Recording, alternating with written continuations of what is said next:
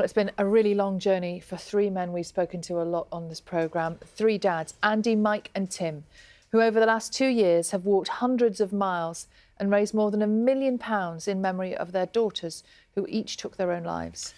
Following their successful campaign, they got enough signatures in a petition for a debate to be held in Westminster. It happened last night on whether suicide prevention should be made a compulsory part of the school curriculum.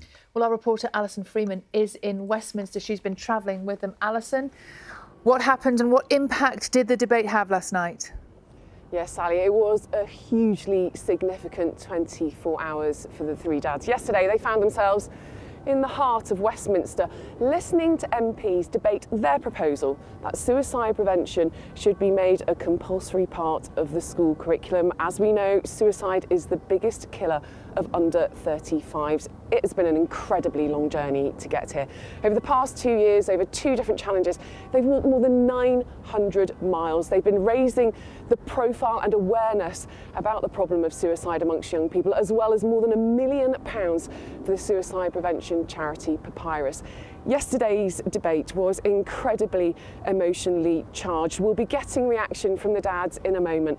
But first, let's see how that debate turned out yesterday afternoon. Well, here's the thing, eh? It was a moment they'd never thought would come. The three dads went to Westminster to hear MPs debate their call for suicide prevention to be made a compulsory part of the national curriculum. When Tim, Andy and Mike met just over 2 years ago, after each losing a daughter to suicide, they had no idea they would end up trying to change the way every child is taught. It's just quite odd, really, very surreal. You know, we didn't choose to be on this journey at all. You know, we're all here because our daughters took a terribly rash decision. And we've ended up going down a route and finding out so many different things as we've gone along. You know, it's hard to believe how we've got here, never mind why. Last year, the dads walked 600 miles between all 4 UK parliaments to ask MPs to consider the change in legislation. More than 150,000 people have signed a petition backing their call. Then yesterday, at 4:30, MPs met to debate that petition. She was outgoing, independent and an artist with a record contract. Every MP had a story to tell about the tragic experiences of their constituents or their own heartbreaking bereavements. We taught Daniel to tie his shoelaces and how to cross the road safely. But we never spoke to him about how life can throw things at you that you need some help to deal with. It is not a sign of weakness to reach out for help. Whilst we will never know why Ryan did what he did, and we will also never know if having suicide spoken about openly at school might have saved him, we are keen to see suicide awareness and prevention in schools progress. If it saves just one person, it will be worth it. The loss of his son has broken him. We will never know exactly why our Jack took his life. We miss him every day. We want to do all we can to prevent others from feeling suicide as their only way out of the pain that they feel, because it isn't. Thank you. By the end of the debate, cross-party support for the proposal was clear, and it was down to the Schools Minister to respond on behalf of the government. We have brought forward the review of the RSHE statutory guidance, which was originally due to commence in September 2023, the review that is.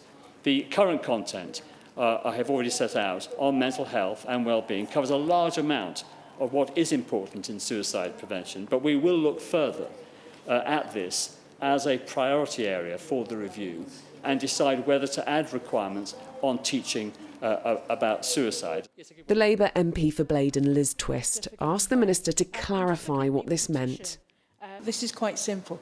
It's about talking to young people about suicide prevention, knowing that it's okay for them to talk about their feelings.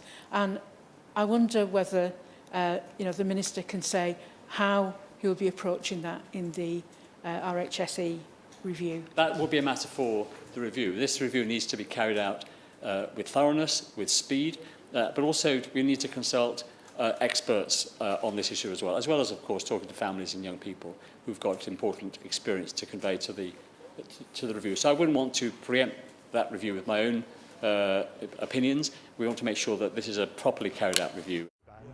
The dads say they still see this as a massive step forward in their campaign.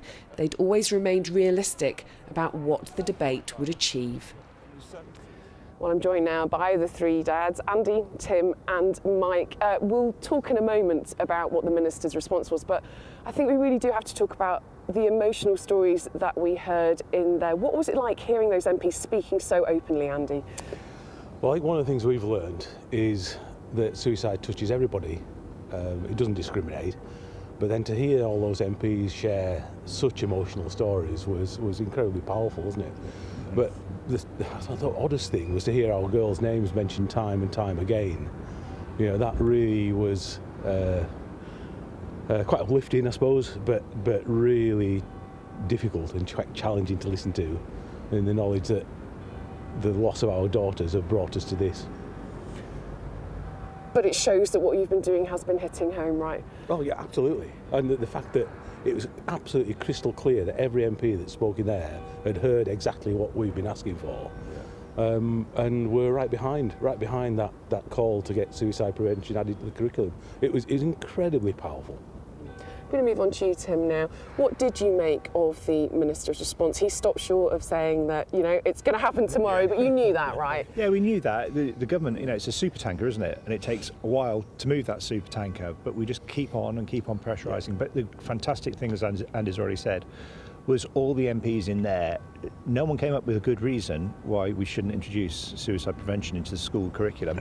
To hear all the MPs quoting Office of National Statistics at themselves about how many suicides there are a year, how many young suicides there are a year, the evidence is out there. We need to do something about it. And by introducing it into the school, it's a measurable thing. We'll be able to tell, not straight away, but tell, but we, you know, how suicides reduce over time. But incredibly powerful. What were the positives you took from the Schools Minister, Nick Gibbs' response? The positives is that they've gone to review the RSHE curriculum now. They were going to do it in September. They've brought it forward, which is fantastic. We're going to meet Gillian Keegan, which is fantastic. She's written to us twice in the last couple of weeks, so we know that's going to happen. And Neil Hudson and his MP has arranged the meeting with the Prime Minister. So it's all positive. Everything's going in the right direction. And why wouldn't you want to save young people's lives? Mike, Tim just mentioned the Prime Minister there. You know, to hear your names all set out in Parliament by the Prime Minister, to hear your daughters' names, this is just a hugely emotional and unexpected place you found yourself. Well, absolutely. I mean, this time 3 years ago, Betty was still alive. You know, had no idea she was about to take her own life. So, yeah, it's been an emotional journey to get here. But we absolutely believe in what we're saying. We need to add suicide prevention into the school's curriculum, you know, as a compulsory subject. It's a no-brainer. We heard questions raised about how do you talk to the youngest of children about this topic, because we know that you've met parents, haven't you, who've lost children as young as 10 and 11. What's the answer to that, do you think? We have to do it age appropriately. We have to do it, sensitively. You know, we absolutely, you know, so we need to build from early years. You know, build bricks around emotions and basically how to keep yourself safe, keep themselves safe, encourage help-seeking behaviour. You as men have sort of broken down barriers, stigma, talking about mental health, haven't you? Do you think that message is getting out there? Well, we know it is. Just as we left the hotel this morning, a lady engages in conversation about her daughter at university and her daughter's friends. And the fact that we've accidentally created a bit of a safe space was not something we ever thought we could do, but we know it's happening. That by seeing us actually talk openly about quite emotional and challenging subjects, is encouraging other people to do it. And that can only help save lives. Was what you heard yesterday enough? Do you think what you want to happen is going to happen? I hope it is. It would have been perfect yesterday if they said, oh, we're going to change the curriculum tomorrow.